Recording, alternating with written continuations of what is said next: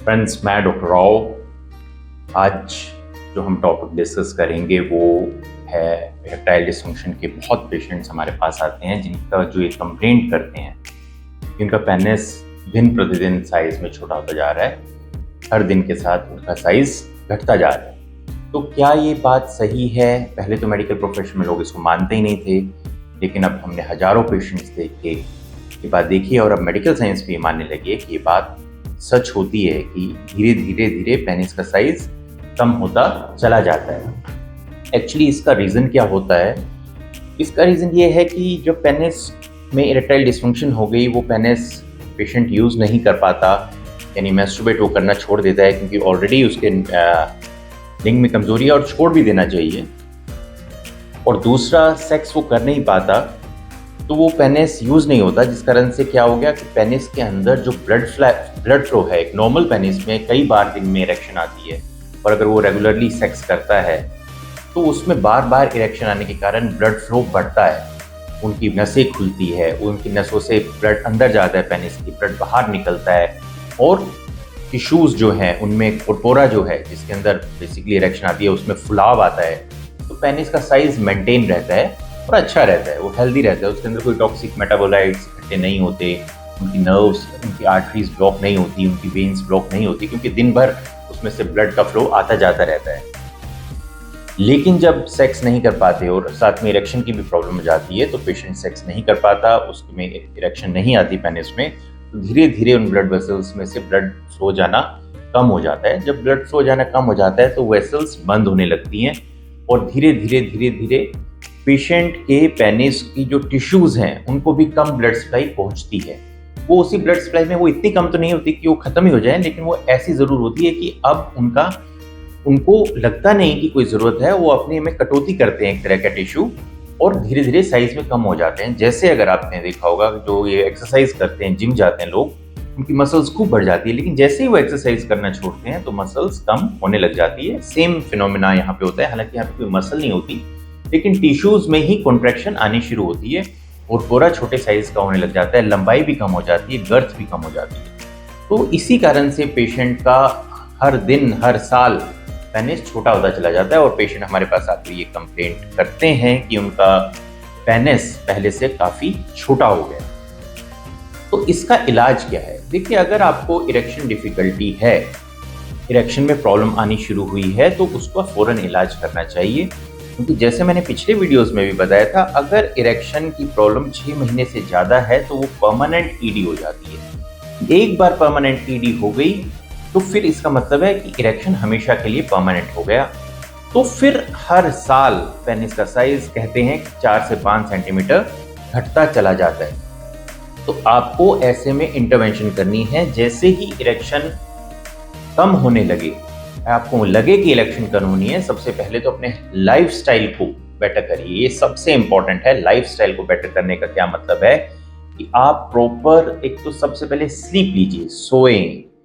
8 घंटे की नींद बहुत ज़्यादा ज़रूरी है, क्योंकि इसी नींद के वक्त आपको पता है कि हमारी बॉडी में रिलैक्सेशन होती है, टेस्टोस्टेरोन सुबह के वक्त बढ़ता है, जिस कारण से ब्लड सप्लाई पेनिस में ज़्यादा पहुंचती है। टेस्टोस्टेरोन बढ़ने के कारण मॉर्निंग इरेक्शन आती है और सुबह के वक्त उसमें ब्लड सप्लाई पहुंचती है। तो सबसे पहली एक बात आप हमेशा याद रखें कि good sleep is precursor for a healthy erection. Second है एक्सरसाइज। आपने एक्सरसाइज जरूर करनी है। स्क्वाट्स बहुत अच्छी एक्सरसाइज है, कीगल एक्सरसाइजेस हैं। अगर ये नहीं भी कर सकते, क्योंकि बोरिंग होती है, ऐसे कहना आसान है, कीगल एक्सरसाइज आप इतना इंटरनेट पे देख लेंगे, उनके वीडियोस देख लेंगे, लेकिन जब करने लगेंगे उसको करना बहुत ज़्यादा बोरिंग और मुश्किल होता है। वो लोग थोड़े दिन करके छोड़ देते हैं, लेकिन कम से कम आप सैर कर सकते हैं, जॉगिंग कर सकते हैं, अपने दोस्तों के साथ घूम सकते हैं, स्विमिंग कर सकते हैं, या जो भी आपके यहाँ आसपास एक्सरसाइज, जिम ज्वाइन कर सकते हैं। खासतौर पे लोअर बॉडी एक्सरसाइज जरूर करिए, क्योंकि इससे नीचे के एरिया में ब्लड फ्लो बढ़ता है, सारी बॉडी में ही ब्लड फ्लो बढ़ता है, और एक ऐसे हार्मोन्स बॉडी में रिलीज होते हैं जिससे स्ट्रेस कम होता है। क्योंकि जिस भी पेशेंट में इरेक्शन की प्रॉब्लम आती है उसका हर वक्त एक तरफ ही ध्यान रहता है कि मेरी इरेक्शन नहीं आ रही है, तो कुछ भी करके मतलब इस ख्याल से वो हट ही नहीं पाता और वो स्ट्रेस लेवल बढ़ता चला जाता है। तो हमने एक्सरसाइज स्ट्रेस लेवल को कम करने की भी जरूरत है, के लिए भी जरूरी है, और वैसे भी ब्लड सप्लाई को इंक्रीज एक्सरसाइज करती है। तीसरा, अगर इरेक्शन डिफिकल्टी आ रही है तो आप स्ट्रेस मत लीजिए, उसका इलाज कराइए, डॉक्टर से जाके मिलिए, क्योंकि स्ट्रेस से तो वो और ज़्यादा बढ़ेगी, कोई फायदा नहीं होगा उसको करने से। हालांकि मैं मानता हूँ कि इसको कहना तो बड़ा आसान है कि आप स्ट्रेस मत कीजिए, लेकिन होता नहीं है।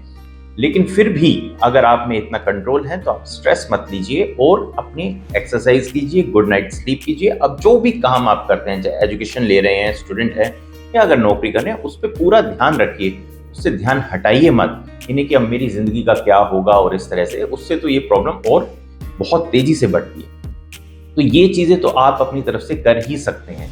साथ ही साथ मैं कहूँगा कि ऐसे में आप फिनाइल मसाज जरूर शुरू कर दें, और कुछ चीज़ें जो आप ले सकते हैं वो भी बताता हूँ। फिनाइल मसाज आप करें, आप ऑयल लें, उसके अंदर आप नारियल का तेल लें, उसके अंदर आप विटामिन ई का कैप्सूल एवियन के नाम से आता है, वो 1-2 कैप्सूल डालें और उससे अपनी पेनिस की डेली 5-10 मिनट नहाने से पहले मसाज करें, और हल्के गुनगुने पानी से उसको धो लें मसाज करने के बाद।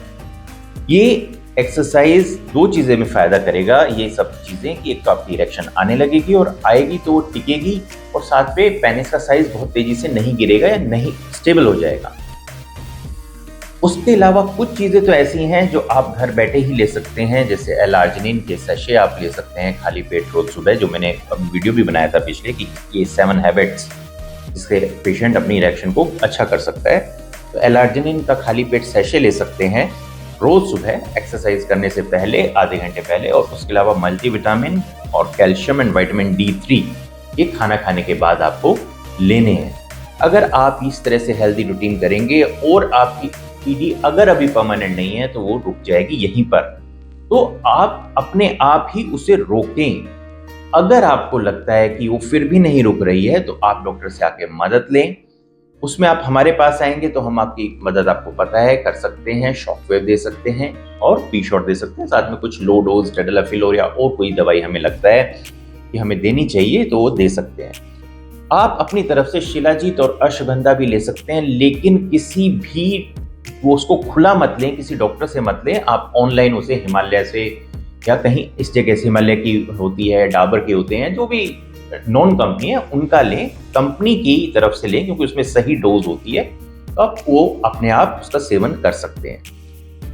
इधर उधर के डॉक्टरों को जो गारंटी शुदा इलाज करें या इधर उधर मत दिखाएं, किसी प्रोफेशनल को ही दिखाएं जो कि वेल क्वालिफाइड हो और उनकी डिग्रीज अच्छे से हो। यूरोलॉजिस्ट को दिखा सकते हैं, प्लास्टिक सर्जन को दिखा सकते हैं, आप उनको दिखाएं और उनसे बात करें। जैसे हमारे यहाँ पे क्लिनिक में बहुत पेशेंट्स आते हैं, तो उसमें हम जैसे इस तरह के पेशेंट्स हैं तो उसको पी शॉट कर दिया, शॉकवेव कर दिया, तो इजीली साथ में हमने कुछ मेडिसिन दे दी, इजीली ट्रीट हो सकता है। और खासकर वो अर्ली स्टेज में है तो उसको वहीं पे रुकावट, उसको वहीं पे उसको रोक देगा इरेक्शन की, और इरेक्शन धीरे धीरे हर पी शॉट, हर शॉकवेव के साथ अच्छा होता चला जाएगा। जरूरत पड़ी तो HCG के इंजेक्शन भी लगाए जा सकते हैं, टेस्टोस्टेरोन भी लगाया जा सकता है, आपको मेडिसिन भी दी जा सकती है, और बहुत तरीके हैं जिसको इससे रोका जा सकता है। अगर मान लीजिए ये परमानेंट हो गया, 4-5 साल हो गया और पेनिस लगातार साइज कम होता जा रहा है, आपको कोई भी मेडिसिन, कोई भी इलाज काम नहीं कर रहा, तो इसमें देर मत कीजिए, आप फिनाइल इम्प्लांट को चूज करिए, क्योंकि फिनाइल इम्प्लांट आज की डेट में फर्स्ट लाइन ऑफ ट्रीटमेंट है ईडी का। बहुत से डॉक्टर्स, धीरे धीरे ये पॉपुलर हो रहा है, ये बात सही है कि लोग इससे अभी भी बहुत ज़्यादा डरते हैं। उनको ऐसा लगता है कितने ही वीडियो बनाने के बावजूद कि ये बड़े आर्टिफिशियल हो जाएगा, या वैसे भी पेनिस को छिड़वाने से लोग डरते हैं। लेकिन अगर आपने इसको नहीं छिड़वाया और आप इसके साइज को छोटा होते देखते रहे तो ऑफ कोर्स सेक्स तो कर ही नहीं पाएंगे। उसके कई साल बाद जब करेंगे तो जो इम्प्लांट जाएगा वो भी छोटे साइज का जाएगा और ये परमानेंट रिडक्शन हो जाएगी पेनिस के साइज की।